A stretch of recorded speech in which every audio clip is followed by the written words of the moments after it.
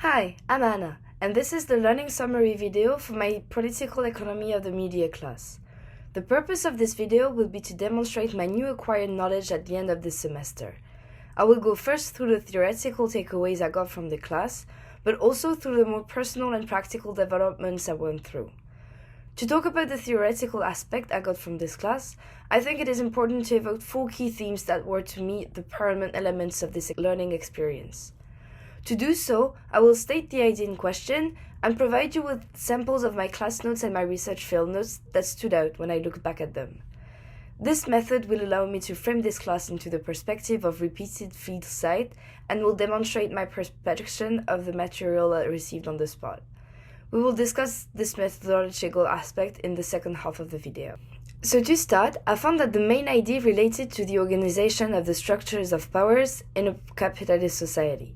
I noted down that a satisfied or content individual was not a valuable individual to a capitalist society, and that the post-industrial revolution implemented structures that provided a nest to the capitalist development and the domination schemes. I also found that the role of knowledge and education was essential to the settlement of such structures. Indeed, traditional structures of learning and teaching were implemented in order to produce workers for factories. The dominance of a ruling class was assessed through the acceptation of authority and was set up by the structure of the space, of the relationships, and of the learning processes in the schools of the Western world. Then I looked into the perception of media as a tool for assessing domination. I understood that new technology of information and communication solely brought consumption into the homes, notably through online shopping. It created a perpetual attachment to the advertising system. This created a response to the assessment that a satisfied or content individual is not valuable to a capitalist society. On top of that, it seems that individuals perceive success the way it is portrayed through the value system of the societies. Consumerism and material abundance are thus pursued even though they are wrapped around a major ecological paradox in our development system.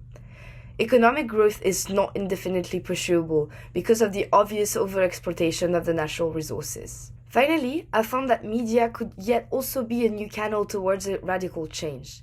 Medias can be both a mean of assessing power of the dominant over the mass and a democratic platform that allows the organization of the collective towards the finding of radical solutions. It provided me with an independent, interest-related platform for self-teaching, as I explored it through my research project. Such platforms allow the distribution of radical ideas and solutions through different channels: independent art, social media, maybe overviews of the collective action already in place, but also it creates an alternative way to organize the collective at local scale and global scale to manifest itself in the public space.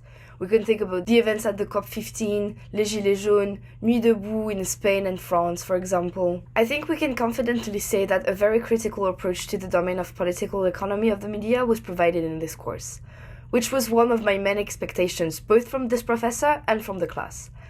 I was there allowed to question the big scale that frames my consumption habits and even certain aspects of my life decision, mostly related to my education. On a more practical aspect, and as I wanted to demonstrate through the unfolding of the main theoretical takeaways, the methodology used to complete my research project provided me with new abilities and put back the process of introspection in the center of my research. Guided by the principles of ethnographical research, I led my research towards the selection of the right media platform that would provide me with hope and motivation for radical change. This process implied a strong involvement into a 4-month-long field note-taking process and put the emphasis on my personal feelings. I was able to improve my consideration for my own experience and organize it through the coding of my field notes in order to guide my research even closer to my personal interests. Even if the literature review remained to me the most valuable source of information and critical insight, I didn't feel guilty for reading and watching content that would teach me a lot about my topic but also about myself. To conclude this summary, I would note that the experience of this class allowed me to witness a real exchange process between the prof and the students, but also between the students themselves who presented the topic during the majority of the session. Given their personal involvement in that topic, a strong emphasis was put on the quality of the content produced by the class for the class. The collective knowledge we built throughout the semester emerged from various pools of interest and were thus fascinating in its capacity to make us reflect on our own way of living in a system no one seems to trust anymore. We clearly all got a little more radical. Thank you for watching.